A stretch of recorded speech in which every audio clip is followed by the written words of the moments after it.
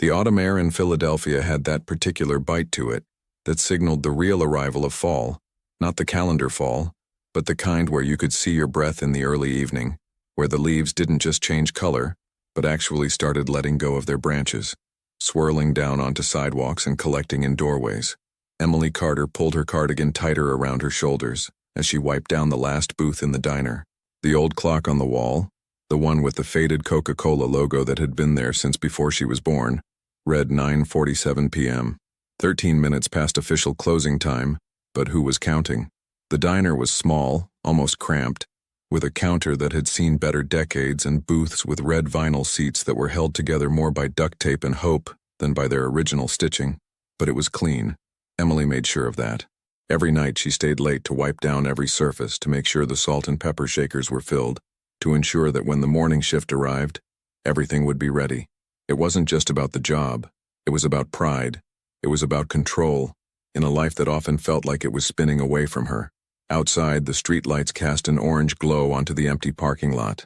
A few cars passed on the main street, their headlights cutting through the deepening darkness. The neighborhood was quiet this time of night.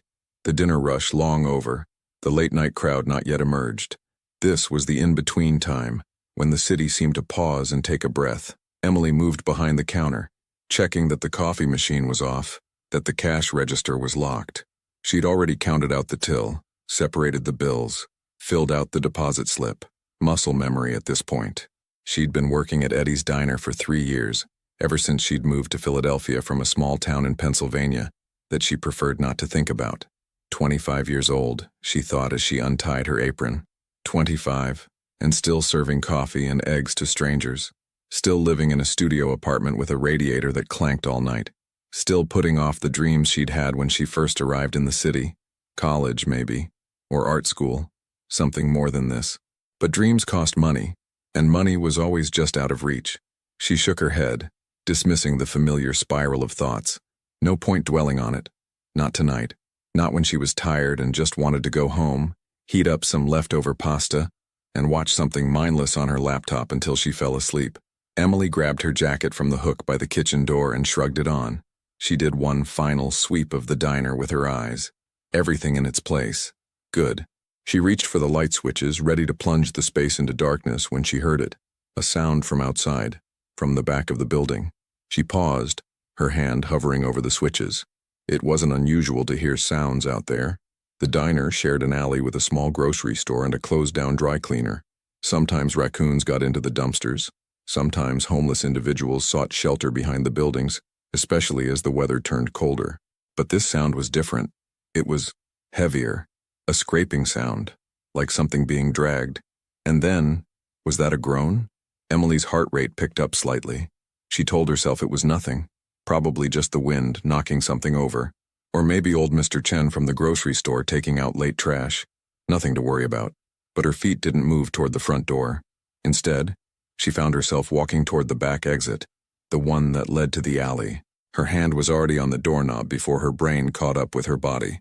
Don't be stupid, a voice in her head warned. It's late. It's dark. You don't know what's out there. But another part of her, the part that had always been too curious, too unable to leave well enough alone, needed to know, needed to check. What if someone needed help? What if it was Mr. Chen and he'd fallen? She turned the lock and eased the door open. The alley was darker than the front parking lot, lit only by a single bulb above the diner's back entrance and the ambient light from the street beyond. The dumpsters cast long shadows. The smell of old grease and autumn decay hung in the air. Emily's breath puffed out in small clouds as she stepped outside, leaving the door propped open behind her. "Hello?" she called out, her voice sounding smaller than she intended. "Is someone there?" Silence. Just the distant hum of traffic and the rustle of leaves skittering across pavement. Emily took another step forward, her eyes adjusting to the dimness. She scanned the alley, looking for the source of the sound. Nothing seemed out of place. Maybe she'd imagined it, maybe. Then she saw him. At first, her brain couldn't make sense of what she was looking at. There was a man lying on the ground near the far dumpster, partially hidden in shadow. He was curled on his side, one arm pressed against his torso, the other reaching out as if he'd been trying to pull himself forward. Emily's breath caught. For a moment, she was frozen, every instinct screaming at her to run back inside. Lock the door. Call the police. But then the man moved. Just slightly. A shudder that ran through his whole body, and that small movement snapped her into action. She rushed forward, her footsteps echoing in the confined space. As she got closer, details emerged in the dim light. The man was large, broad-shouldered, wearing what looked like an expensive dark suit that was now torn and dirty. His hair was dark, cut short, and there was something wet on his shirt, something dark that spread across the fabric. He was hurt, badly. Oh my God, Emily breathed, dropping to her knees beside him. Sir, can you hear me? The man's eyes opened, just barely. They were a striking light color, gray or blue, she couldn't quite tell in the darkness. They focused on her face with difficulty, as if he was trying to make sense of her presence. You need to go, he managed, his voice rough, barely above a whisper. Not safe. Emily ignored him. She'd done a basic first aid course years ago back in high school, though she'd never expected to use it like this. Her hands moved automatically, assessing. She could see now that he'd been injured. His shirt was torn on the left side, and there was a concerning amount of fluid that had soaked through the fabric and onto the pavement beneath him. I'm going to call an ambulance, she said, already reaching for her phone. No. The word came out sharp, urgent. His hand shot out, surprisingly fast for someone in his condition, and grabbed her wrist. His grip was weak but insistent. No hospitals. They'll find me. Emily stared at him. Who? Who will find you? Doesn't matter. His eyes were starting to close again. Just leave me. Forget you saw anything. But Emily couldn't do that. Every fiber of her being knew that if she left this man here, he wouldn't survive the night. The temperature was already dropping below 40 degrees. He'd lost a significant amount of fluid. He needed help, whether he wanted it or not. She made a decision. Can you stand? She asked, tucking her phone back into her pocket. If I help you, can you get inside? The man's eyes opened again, focusing on her with what looked like surprise. You're not leaving. No, Emily said firmly. I'm not. Now, can you move, or do I need to drag you? A ghost of something, respect, amusement, flickered across his face. I can move. It took several agonizing minutes, but together they managed to get him upright. He was heavy, solid muscle under the expensive suit, and he stood at least 6 feet tall, a full 8 inches taller than Emily.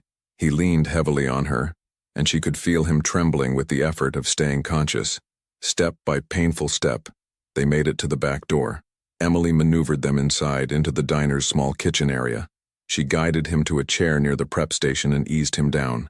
He slumped immediately, his head falling back against the wall, his breathing labored. In the bright, fluorescent light of the kitchen, Emily could see him properly for the first time. He was probably in his late 30s, with strong, sharp features, and a jaw that looked like it had been carved from granite. Even in his current state, pale, sweating, clearly in significant pain, there was something commanding about his presence. This was not a man who was used to being vulnerable, and his injuries. Emily forced herself to look clinically at the damage. His white dress shirt, what had once been white, was torn and stained on the left side of his torso. The wound beneath looked serious, but thankfully the flow had slowed somewhat. Okay, Emily said, more to herself than to him. Okay, I can do this. She moved quickly, pulling out the diner's first aid kit from under the counter. It was woefully inadequate for this situation. Some bandages, antiseptic wipes, tape, but it would have to do. She grabbed clean dish towels from the shelf and filled a large bowl with warm water.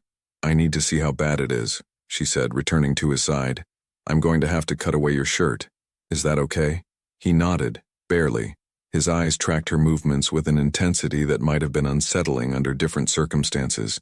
Watching, assessing, like he was trying to figure out who she was and why she was helping him. Emily found scissors in the first aid kit and carefully began cutting away the ruined shirt. Her hands were shaking. She couldn't help that, but she kept them as steady as possible. As the fabric fell away, she could see the full extent of the injury. It looked like he'd been stabbed or cut, a deep laceration that ran across his ribs on the left side. It was still seeping, but the flow was sluggish now. That could be good or very, very bad. She couldn't tell if anything vital had been hit. She wasn't a doctor. She was a waitress with a high school first aid certificate, but she was what he had. This is going to hurt, she warned, reaching for the antiseptic wipes. I need to clean it. I've had worse, he said, though his jaw was clenched tight. Emily worked as gently but as efficiently as she could. She cleaned the wound, wincing in sympathy every time he tensed. She pressed clean towels against it to encourage clotting, applying firm pressure despite his sharp intake of breath. She wrapped it as best she could with the materials she had, using tape to secure the bandages in place. It wasn't hospital-quality care. It wasn't even close, but it was better than leaving him in an alley to deteriorate through the night. When she was finished, Emily sat back on her heels, surveying her work. The man was still pale, still clearly in pain, but some of the terrible grayness had left his complexion. He was watching her again with those intense eyes. "Thank you," he said quietly. Emily wiped her hands on a clean towel, suddenly aware that they were trembling harder now that the immediate crisis had passed. "You need a hospital, real doctors. I did what I could, but I can't," he interrupted. "I told you, they're looking for me. If I show up at any hospital in the city, He trailed off, seeming to realize he was saying too much.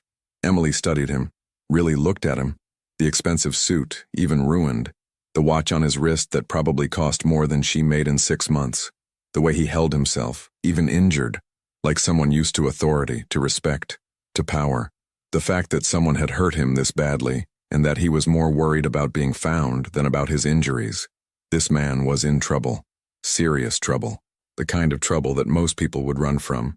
And yet here she was. "Who are you?" she asked. He was quiet for a long moment, as if debating how much to tell her. Finally he said, "My name is Marcus. Marcus Hale." "Emily?" she replied automatically. "Emily Carter." "Emily." He said her name slowly, like he was testing it. "You should forget you saw me tonight. Forget this happened. Kind of hard to do that when you're bleeding in my diner's kitchen." "Your diner?" "I work here. Have for 3 years." Marcus looked around the small kitchen at the aging equipment, at the stack of order tickets waiting for tomorrow's shift. Something in his expression softened, just slightly. "You stayed late, cleaning up." It wasn't a question, but Emily answered anyway. "Every night. It's what you do." "Is it?" There was something in his tone, curiosity mixed with something else, something that sounded almost like loneliness. "Most people do the minimum, clock out the second they can." Emily shrugged. "I'm not most people." "No," Marcus agreed, his eyes still on her face. "You're not." An awkward silence fell between them. Emily became acutely aware of the situation she was in. She was alone in the diner with a strange man who'd been seriously injured under mysterious circumstances. A man who couldn't, or wouldn't, go to the hospital. A man who'd said someone was looking for him. What had she gotten herself into? As if reading her thoughts, Marcus said, "I won't hurt you. Whatever else you might be thinking right now, know that. You helped me. That means something." "What exactly did I help you from?" Emily asked, finding her courage. "Who hurt you? Who's looking for you?" Marcus's jaw tightened. "People I used to trust. People who decided they'd rather have what I have than remain loyal." He paused, then added, "I'm in business. A specific kind of business that sometimes attracts aggressive competition." It was deliberately vague, but Emily wasn't naive. She'd lived in the city long enough to read between the lines. The expensive suit, the dangerous enemies, the inability to go to authorities. She didn't need him to spell it out. "I see," she said quietly. "Do you?" Marcus's eyes searched her face. "Because if you do, you should be running. You should be calling the police and getting as far away from me as possible." "Should I?" Emily met his gaze steadily. "Is that what you want me to do?" He was quiet for a long moment, then barely audible. "No." Something in that single word, the vulnerability, the honesty, made Emily's decision for her. She stood up, brushing off her knees. "Okay then. You stay here tonight. Rest. In the morning when you're stronger, you can go. Deal?" Marcus stared at her like she'd just spoken in a foreign language. "You're letting me stay, unless you have somewhere better to be?" "I don't understand you." It wasn't accusatory. It was genuinely confused. "You don't know me. You don't know what I've done, what I'm involved in. Why would you help me?" Emily considered the question. Why was she helping him? It went against every bit of common sense she possessed. But looking at him, this dangerous, mysterious man who'd shown up in her life like something out of a movie, she couldn't bring herself to turn him away. "Because someone should," she finally said. "Because you're hurt, and you need help. And because—" She paused, searching for the right words. "Because I think maybe you're not as bad as you think you are." Marcus let out a breath that might have been a laugh if he'd had the energy for it. "You're wrong about that. Maybe. But that's not really your call, is it? Before Marcus could respond, Emily heard something that made her blood run cold. The sound of a car pulling into the parking lot outside. Headlights swept across the front windows of the diner. Marcus heard it too. His entire body went rigid, his hand moving instinctively to his side, reaching for something that wasn't there. Emily moved quickly to the front window, peering carefully through the blinds. A dark sedan had pulled up right in front of the diner, its engine running. She couldn't see inside. The windows were tinted, but someone was definitely in there, watching. Her heart hammered against her ribs. Is that them? The people looking for you? I don't know. Marcus had somehow made it to his feet despite his injuries, moving with a quiet intensity that spoke of training, of instincts honed by necessity. How many? I can't tell. The windows are dark. It's just sitting there. They stood in tense silence, watching. Seconds ticked by like hours. Emily's mouth was dry. She could hear her own pulse pounding in her ears. Then, just as suddenly as it had arrived, the car's headlights turned off. A moment later it pulled away, disappearing down the street. Emily let out a breath she didn't know she'd been holding. They're gone. But when she turned around, Marcus's expression was grim. They're not gone. They're circling, checking locations where I might surface. He looked at her and there was something dark and dangerous in his eyes now. A glimpse of who he really was. What he was capable of. Emily, listen to me carefully. Lock all the doors. Don't turn on any more lights. And no matter what happens tonight, stay away from the windows. Marcus, you're scaring me. Good, he said bluntly. You should be scared. This is real. This is dangerous. And I've brought it to your door. Emily wrapped her arms around herself, suddenly cold despite the warm kitchen. So what do we do? Marcus moved back toward the kitchen, each step clearly costing him. He lowered himself back into the chair and for a moment the dangerous edge faded, replaced again by exhaustion and pain. We wait for dawn. By morning I'll have a better sense of the situation. I can make some calls, get extraction. Extraction? People I trust. People who can get me out without leading my enemies to me. Or to you. Emily nodded slowly, processing this. Okay. So we just wait. We wait, Marcus confirmed. Then, softer. I'm sorry for all of this. You deserved a quiet night and a safe walk home. Not this. Well, Emily said, surprising herself with the hint of dry humor in her voice.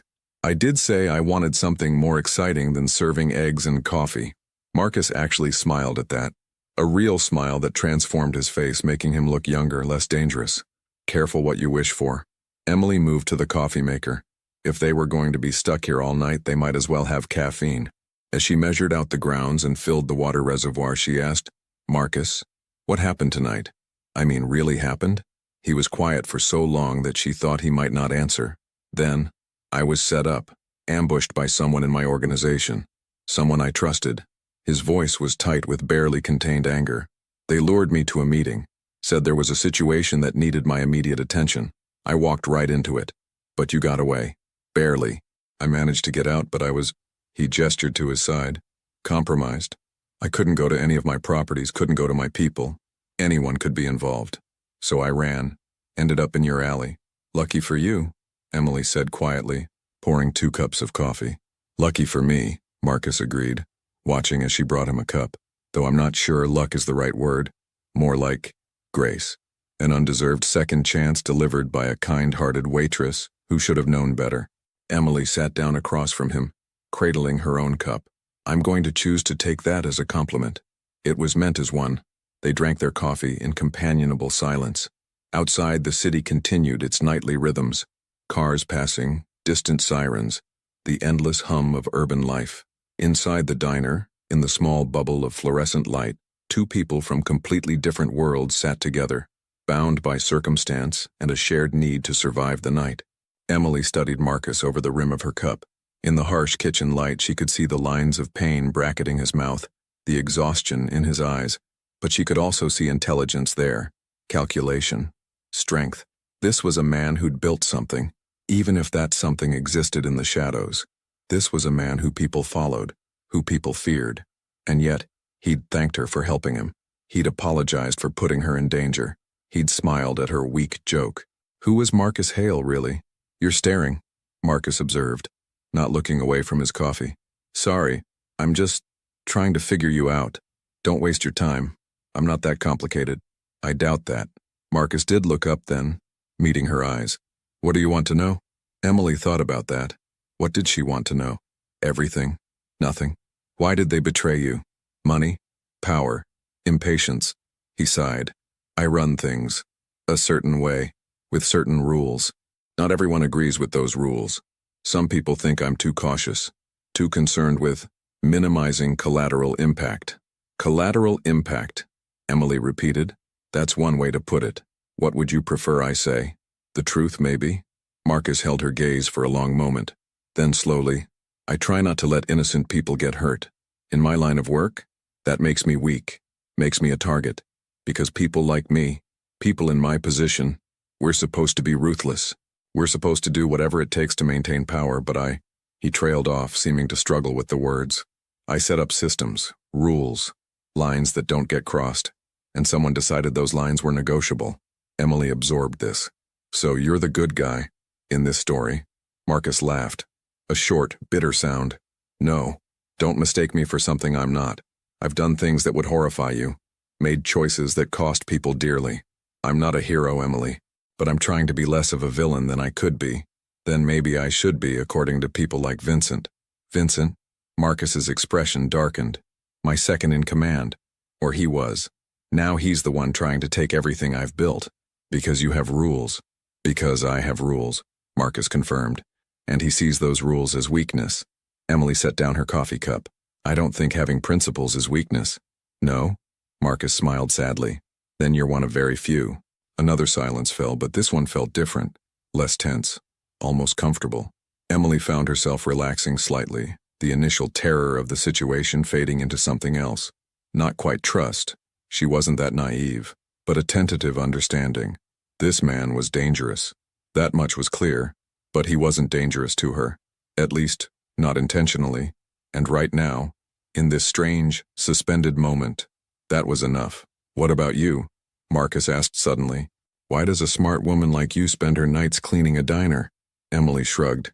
It's a job. It's more than that. You take pride in it. I could see that in how you cleaned up, how you organized everything.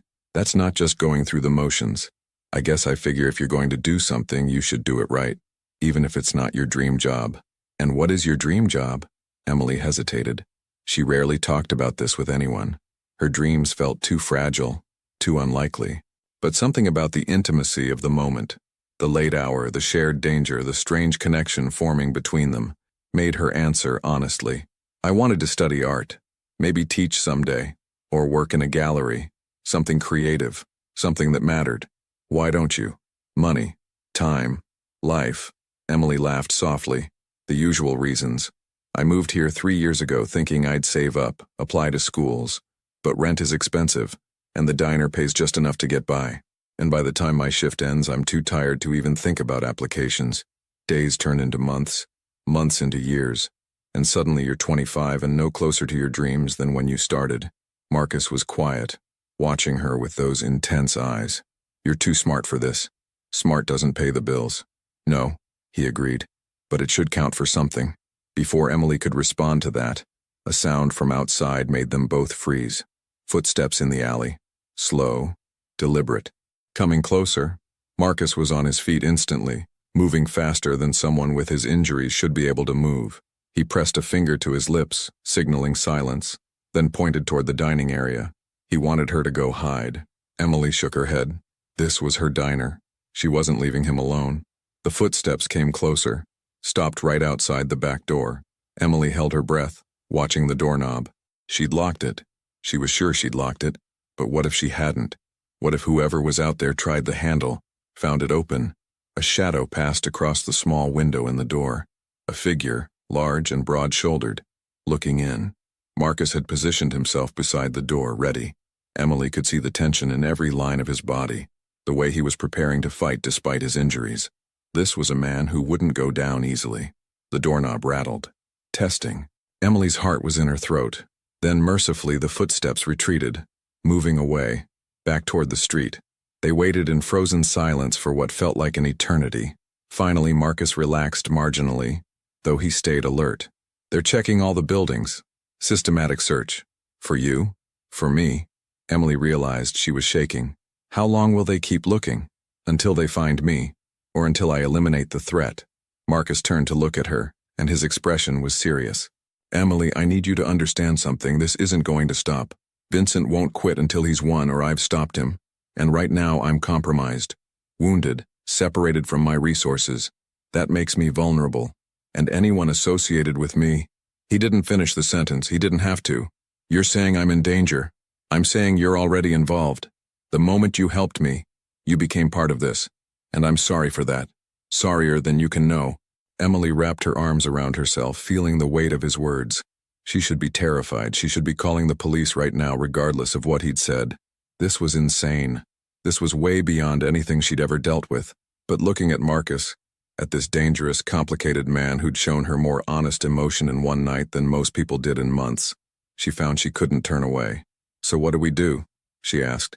Just wait here all night? I keep watch. You try to sleep if you can. I'm not sleeping. Emily, I'm not sleeping, she repeated firmly. If we're in this together, then we're in it together. So what's the plan? Really? Marcus studied her for a long moment. Then, slowly, respect dawned in his eyes. You're something else, you know that? I've been told. Despite everything, he smiled. All right, here's what we do. We stay alert. We stay quiet. At dawn, I make some calls. I get people here I can trust. We get you somewhere safe, and then I handle Vincent. Handle? End this, one way or another. Emily nodded slowly. And until dawn? Until dawn, Marcus said, moving toward the front of the diner. I guard the door. And you stay back here, away from the windows. If anything happens, if anyone comes in, you run. Out the back, into the alley, and you don't look back. Understood? Marcus, promise me. His voice was hard now, commanding. Whatever happens, you survive this. Promise. Emily swallowed hard. I promise. Good. Marcus positioned himself by the front door, settling into a chair where he could see both the parking lot and the street beyond. Despite his injuries, despite the exhaustion that must be pulling at him, he sat alert, vigilant, a guardian, a protector. Emily made fresh coffee, brought him a cup. Their fingers brushed as she handed it to him, and she felt a spark of something, connection, recognition. Two people who'd found each other in impossible circumstances. Thank you, Marcus said quietly, for everything. You didn't have to do any of this. I know, Emily replied, but I couldn't leave you there. Why? It was the same question he'd asked before, but this time, Emily had a different answer. Because I think maybe we both needed this. To not be alone. Not tonight. Marcus looked at her, really looked at her, and something shifted in his expression. Something soft and vulnerable and utterly human. Maybe you're right. Emily retreated to the kitchen, but she didn't try to sleep. Instead, she sat at the prep counter, watching the man by the door, watching the way the streetlight cast shadows across his face, watching the city through the windows, that vast, indifferent city that kept moving even as her world had turned upside down. Hours passed. The night deepened, and Emily Carter, 25-year-old waitress with dreams deferred and a life half-lived, realized that everything had changed. By the time dawn came, nothing would ever be the same. But for now, in this moment, she was exactly where she needed to be, and so was he. The clock on the wall ticked past midnight, each second stretching into eternity. Emily sat at the counter, her third cup of coffee growing cold between her hands, watching Marcus maintain his vigil by the front door. He hadn't moved in over an hour, his posture rigid, his attention fixed on the street outside. The diner felt different at night, smaller somehow, more intimate. The fluorescent lights hummed their constant electric song, and outside, Philadelphia settled into its late-night rhythm. Occasional cars passed, their headlights sweeping across the walls like searchlights. Each time Marcus tensed, his hand moving instinctively to his side before relaxing again. When the vehicle continued past, Emily wondered if he even realized he was doing it, if the constant vigilance was so ingrained that it had become automatic. What kind of life did someone have to live for that to become second nature? You should rest, Marcus said without turning around. His voice was rough, strained with exhaustion and pain that he was clearly trying to hide. I could say the same to you, Emily replied. I can't afford to rest, and I can't afford to sleep while you're keeping watch over my diner like some kind of... She trailed off, searching for the right word. Guard dog? Marcus supplied, and there was a hint of dry humor in his tone. I was going to say sentinel, but sure, we can go with guard dog. This time Marcus did turn, just slightly, and Emily caught the ghost of a smile on his face. I've been called worse. I don't doubt that. The smile faded. You should, though. Doubt me, I mean. Question why you're trusting a stranger who showed up bleeding behind your building. A stranger who's brought danger to your doorstep. Emily set down her coffee cup, considering her response carefully. You keep saying that. Keep telling me I should be afraid of you, that I should run, but you know what I think? What? I think you're trying to convince yourself as much as you're trying to convince me. Like if you say it enough times, it'll become true. Like you'll become the monster you think you should be. Marcus was quiet for a long moment. When he spoke, his voice was softer, almost vulnerable. You see too much. Occupational hazard of being a waitress. You learn to read people, the ones who tip well and the ones who don't, the ones who are having a bad day and need a kind word, the ones who are angry at the world and looking for someone to take it out on. Emily paused. The ones who are carrying something heavy and trying not to let anyone see. And which one am I? All of them, maybe. Except the bad tipper. I'm guessing you tip well. That actually pulled a real laugh from Marcus, though it was quickly cut short by a wince of pain. He pressed his hand to his bandaged side, breathing carefully until the spasm passed. Emily was on her feet immediately. Let me check that. Make sure you haven't reopened anything. It's fine. Marcus, you laughed for 2 seconds and nearly passed out. It's not fine. He relented, allowing her to approach. In the harsh fluorescent light, Emily could see the toll the night was taking on him. His face was pale, drawn with pain and exhaustion. Dark circles shadowed his eyes. The bandages she'd applied hours ago were showing signs of seepage. Nothing catastrophic, but enough to worry her. I need to change these, she said, already moving toward the first aid supplies. The old bandages are compromised. Emily, you don't have to. I know I don't have to. I'm going to anyway. So you can either sit still and let me help, or you can be difficult about it. Your choice. Marcus studied her face, then nodded slowly. You're bossy when you want to be. You have no idea, Emily replied, gathering fresh supplies. As she worked, carefully removing the old bandages, cleaning the wound again, applying fresh dressing, a comfortable silence settled between them. Emily's hands were steadier now than they'd been the first time. She was getting used to this, she realized. To the surreal situation she'd found herself in. To Marcus himself. You're good at this, Marcus observed, watching her work. Calm. Methodical. I'm terrified, actually. But I've learned that panic doesn't help anyone. When did you learn that? Emily hesitated, her hands stilling for just a moment. When I was 16, my mom got sick. Really sick. And my dad, he couldn't handle it. He just shut down. So someone had to keep things running. Someone had to be the calm one. She resumed wrapping the bandage. That someone was me. Your mother. Is she... She recovered, eventually. But things were never quite the same after that. My dad left a year later. Said he couldn't live with the reminder of how close he'd come to losing her. Which is ironic, since leaving meant he lost her anyway. Marcus was quiet, processing this. That's why you came to Philadelphia. To get away. To start over, Emily corrected. There's a difference. I didn't run from something. I ran toward the idea of something better, something that was mine. She secured the last of the bandaging and stepped back. Obviously, I'm still working on the better part. You underestimate yourself. Do I? Emily met his eyes. I'm 25, Marcus. I work in a diner, I live in a studio apartment with a broken heater, and my biggest accomplishment this year was finally paying off my 10-year-old car. That's not exactly the success story I imagined. Success isn't always measured in conventional terms. Easy to say when you're wearing a $1,000 suit. Marcus glanced down at his ruined clothing. Was wearing. Past tense. Despite herself, Emily smiled. Fair point. She returned to her seat at the counter, and for a moment they simply existed in the quiet space together.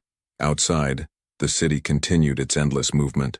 A group of people walked past, laughing loudly, their voices carrying through the glass.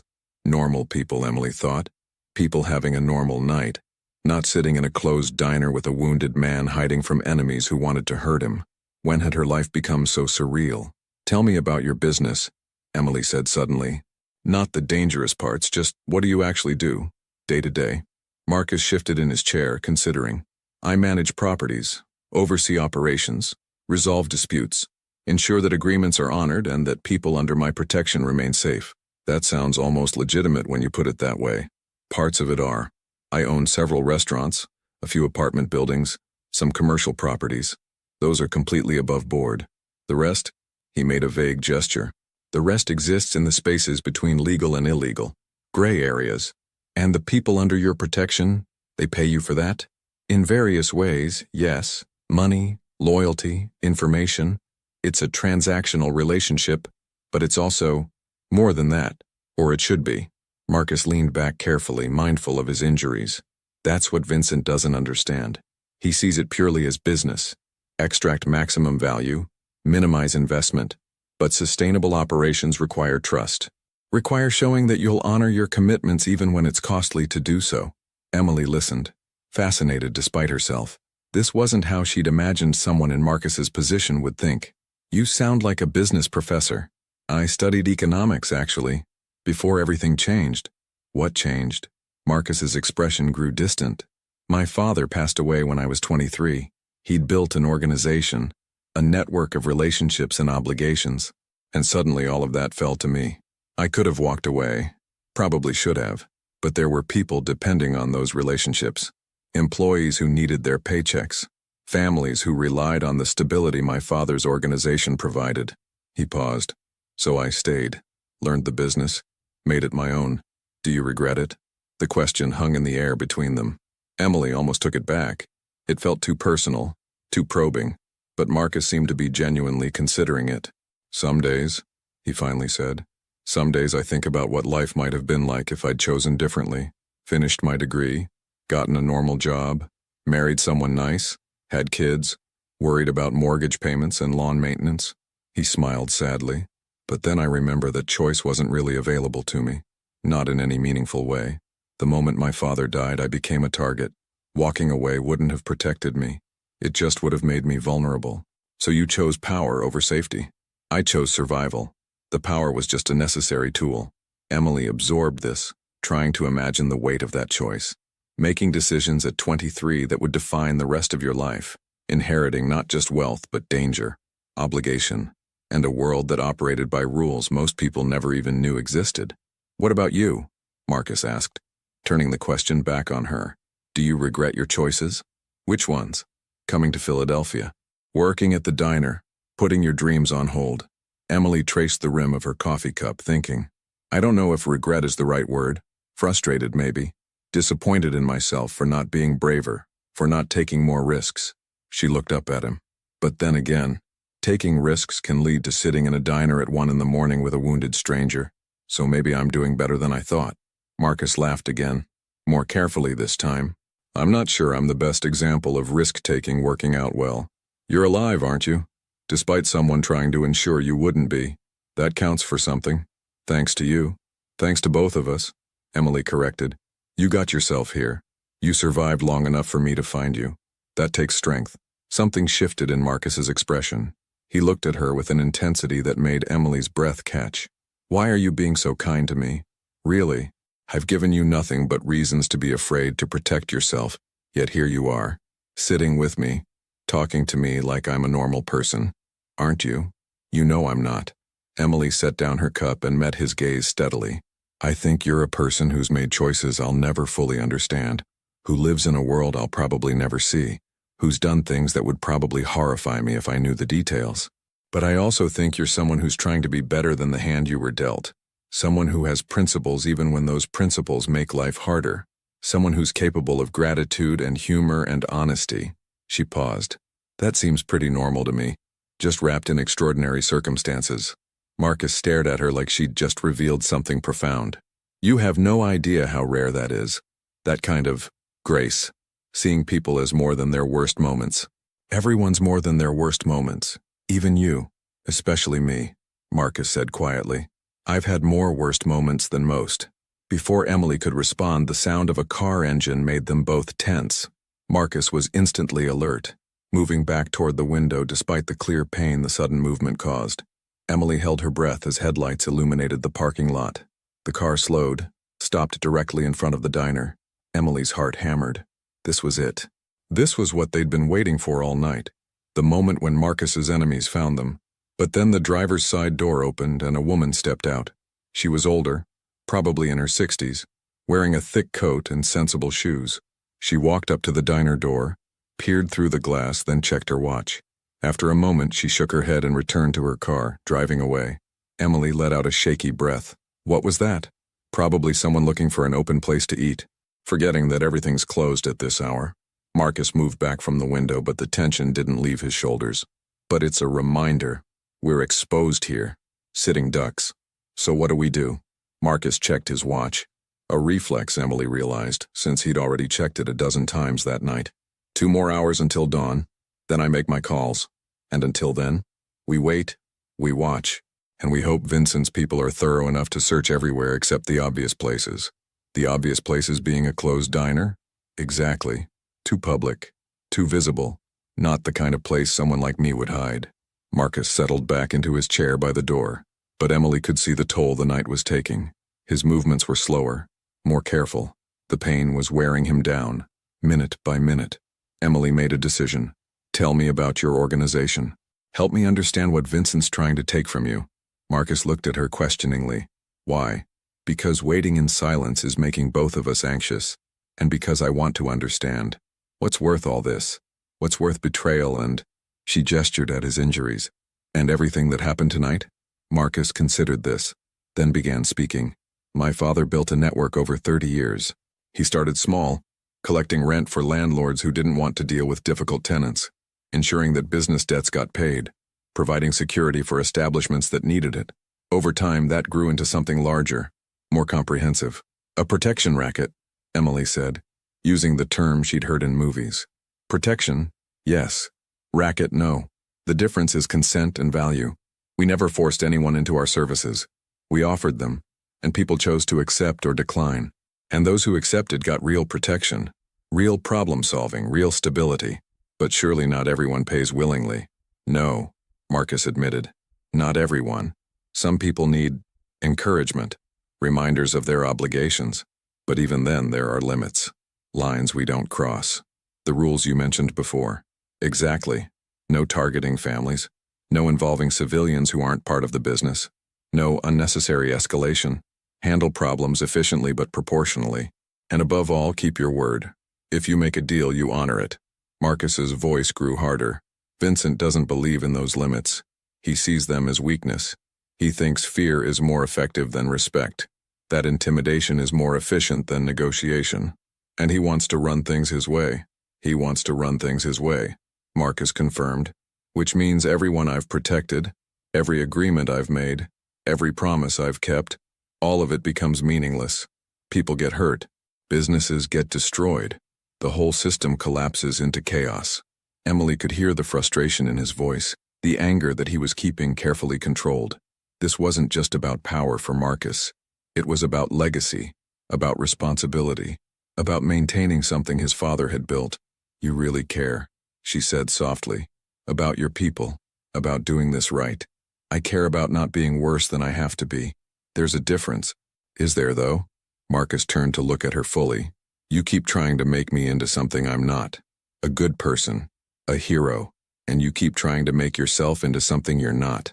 A villain without conscience, a monster.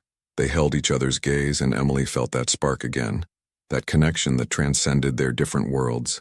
Two people seeing each other clearly, perhaps for the first time in a long time. Why do you do that? Marcus asked quietly. Do what?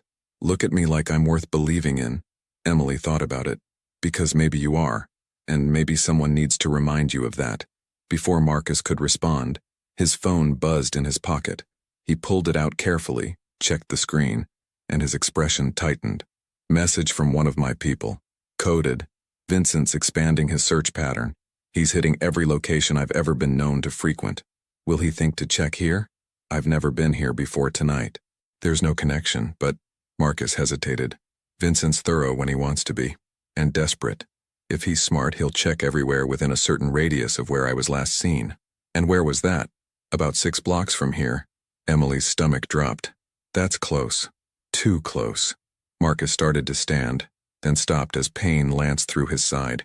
He breathed through it, jaw clenched. You need to rest, Emily insisted, even if it's just for a few minutes. You're not going to be able to defend yourself or me. If you pass out from exhaustion. I can't afford to. Marcus. Emily stood and walked over to him, placing a gentle hand on his shoulder. 5 minutes. Close your eyes for 5 minutes. I'll keep watch. If anything happens, I'll wake you immediately. He looked up at her, and Emily could see the war happening behind his eyes. The instinct to stay alert warring with the physical reality of his limitations. Finally, he nodded. 5 minutes. 5 minutes. Emily agreed. Marcus leaned back in the chair, closing his eyes. Within seconds, his breathing deepened. Emily watched him carefully, noting how even in sleep there was a tension to his posture, ready to spring into action at the slightest threat. She moved to the window, taking up his vigil. The street outside was quiet now, that dead time between night and morning when even the city seemed to pause and take a breath. A few lights still burned in apartment windows. A lone taxi cruised past. The world continued, oblivious to the drama unfolding in one small diner. Emily thought about her life just 12 hours ago. She'd woken up in her cramped apartment, showered in a bathroom where the hot water only lasted 5 minutes, eaten leftover cereal because she hadn't had time to go grocery shopping. She'd walked to work, dodging puddles from yesterday's rain, mentally preparing herself for another day of taking orders and refilling coffee cups and smiling at customers who barely saw her as human. It had been ordinary, safe, predictable, and now here she was, standing guard while a man she'd just met slept in her diner, watching for enemies she'd never seen, caught up in a world she'd only ever imagined in movies and books. Part of her knew she should be terrified, should be planning her escape, thinking about calling the police the moment she could safely do so, should be protecting herself. But another part, a part she hadn't known existed until tonight, felt alive in a way she hadn't in years, purposeful, needed, like she was finally doing something that mattered, even if what it mattered to was just one wounded man who'd stumbled into her life by accident. "You're thinking too loud," Marcus said without opening his eyes. Emily smiled. "I thought you were sleeping." "I was. Then I heard the wheels turning in your head." He opened his eyes, looking at her. "What's troubling you? Besides the obvious?" "Besides the obvious." Emily came back to sit near him. "I was just thinking how strange it is that this morning I was worried about making rent and whether I'd remembered to buy milk. And now I'm worried about people I've never met finding us in a closed diner. It's like I've stepped into someone else's life." "You have, in a way. Mine. And I'm sorry for that. Stop apologizing. If I've learned anything tonight, it's that I'm tougher than I thought I was. More capable. More, I don't know. More myself, maybe." Marcus sat up straighter, studying her face. "You're not afraid anymore." "Oh, I'm absolutely terrified. But it's different now. It's not paralyzing. It's just present, like background noise. That's adaptation. Your mind adjusting to new parameters of normal." Marcus smiled slightly. "You'd have made a good operative. Is that a compliment?" "From me?" "Yes." Emily laughed softly. "I'll take it. Though I think I'll stick with waitressing. Less likely to end up hiding in my own workplace." "Fair point." They sat in companionable silence for a moment. Then Emily asked, "What happens after dawn?" "Really? You said you'd make calls, but then what?" Marcus was quiet, choosing his words carefully. "I have people I trust. Not many, but a few. They'll help me get to a secure location. From there, I can coordinate a response to Vincent's move." "A response? That sounds very corporate for what I'm guessing is actually quite dangerous." "Everything in my world sounds more corporate than it is. Cleaner, more civilized. But yes, it will be dangerous for me, for my people, for anyone Vincent decides is valuable as leverage." Emily's chest tightened. "Including me. Including you. Which is why the first thing I do is make sure you're protected, that you're moved somewhere safe with people watching over you until this is resolved." "How long will that take?" "Days. Maybe weeks. It depends on how deeply Vincent's betrayal runs, how many people he's turned, how much support he has from other organizations." "Weeks," Emily repeated. "I can't hide for weeks. I have a job, rent, a life." "Emily, I know what you're going to say, that my life won't matter if I'm not alive to live it. But Marcus, you have to understand. This diner, my apartment, my routine, it's not much, but it's mine. It's the life I've built. I can't just abandon it." Marcus reached out, taking her hand in his. The gesture was unexpected, gentle despite the calluses she could feel on his palm. "I won't let anything happen to you, I promise you that. Whatever it takes, wherever you need to go, whatever resources you need, you'll have them. You'll be safe." "And then what? I just go back to my normal life, pretend none of this happened?" "If that's what you want, yes. Emily looked down at their joined hands. His was so much larger than hers, warm and solid and real. What if that's not what I want? The question hung in the air between them, loaded with implications neither of them was quite ready to examine. Marcus's eyes searched her face. What are you saying? I don't know exactly. Emily struggled to articulate the feeling growing inside her. I feel like I've been sleepwalking through my life, going through the motions, waiting for something to happen, for something to change. And now something has. You've happened. This has happened. And I don't want to go back to sleepwalking. Emily, you can't. Marcus stopped, seeming to struggle with his own thoughts. You can't get involved in my world. It's not romantic or exciting. It's dangerous and ugly and it destroys people. Good people. People like you. I'm not asking to join your organization or whatever you call it. I'm just saying, maybe there's a middle ground between going back to exactly how things were and diving completely into your world. What kind of middle ground? I don't know yet, but I think we could figure it out. Together. Marcus was quiet for a long time. When he finally spoke, his voice was rough with emotion. You barely know me. I know enough. I know you're honorable, even when honor is costly. I know you protect people who depend on you. I know you're capable of gratitude and kindness. I know you'd rather hurt yourself than put me in danger. Emily squeezed his hand. That's more than I've known about some people I've dated for months. Despite everything, Marcus laughed. This is possibly the strangest conversation I've ever had. Welcome to my world. Everything's strange at 3 in the morning. They both looked at the clock. 3:17 a.m. Dawn was still hours away, but somehow it felt closer now, like they'd crossed some invisible threshold from night into the anticipation of morning. Tell me something, Emily said. Something real, something you don't tell people. Marcus raised an eyebrow. Haven't I told you enough for one night? Tell me something not about your business or your father or Vincent. Tell me about you. Marcus, the person, not Marcus the boss. He thought about it for so long that Emily almost took the question back. Then quietly he said, I play piano, or I used to before everything got so complicated. Classical music mostly. Chopin, Debussy, Rachmaninoff. When I was younger I thought maybe I'd study music. Perform maybe, or teach. Emily tried to picture it. This dangerous, powerful man sitting at a piano, coaxing beauty from keys. Somehow, it fit. Why did you stop? No time. No space for it in the life I ended up living.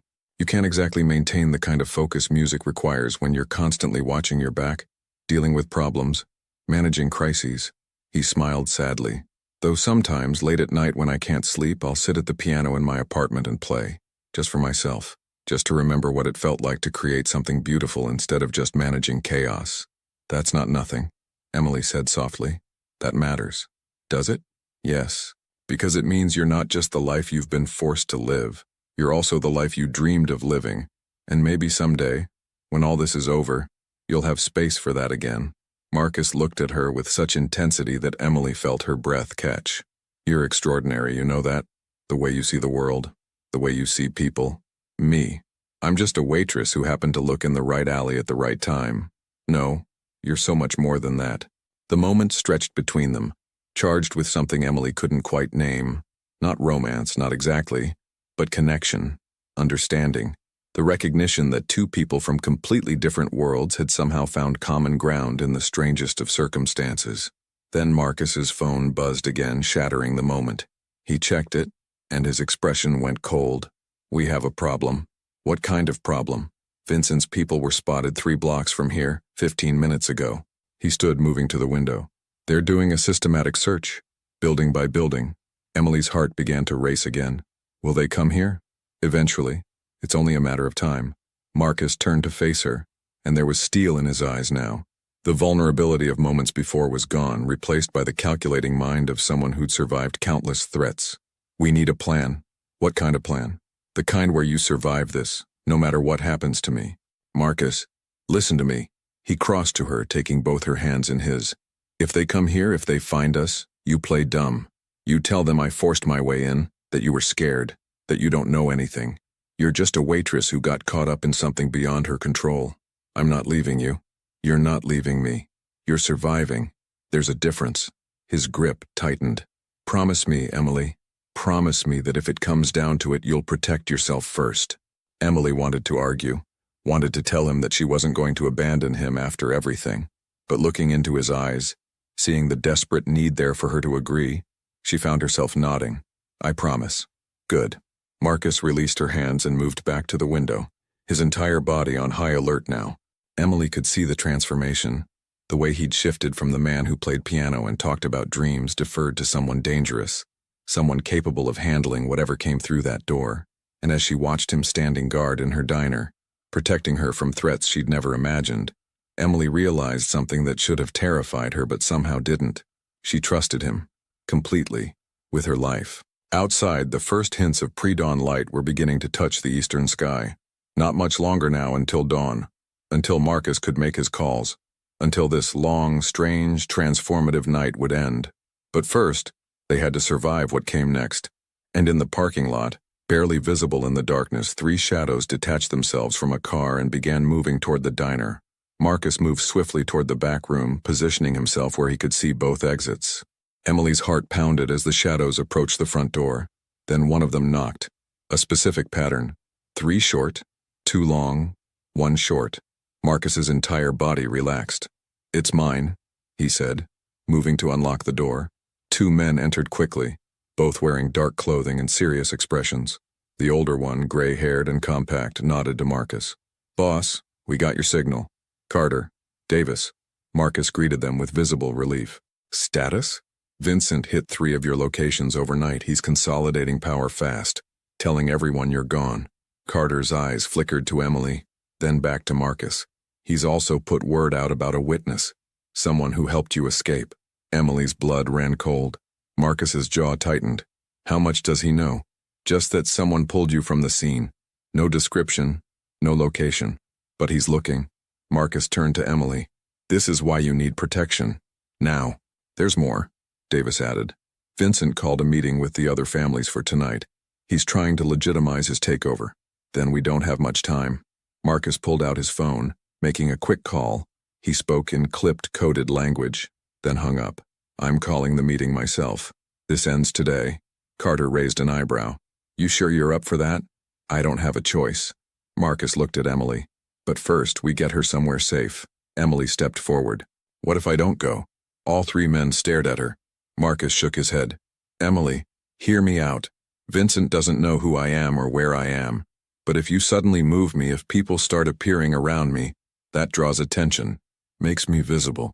She took a breath, steadying herself. What if I stay here? Act normal. Open the diner like always. I'm just a waitress. Invisible. That's actually smart, Carter said slowly. Hidden in plain sight. Marcus looked torn. It's too risky. Everything's risky now, Emily countered. But this way I'm doing what I always do, nothing suspicious, and you can focus on handling Vincent. The first rays of sunrise broke through the windows, painting everything gold.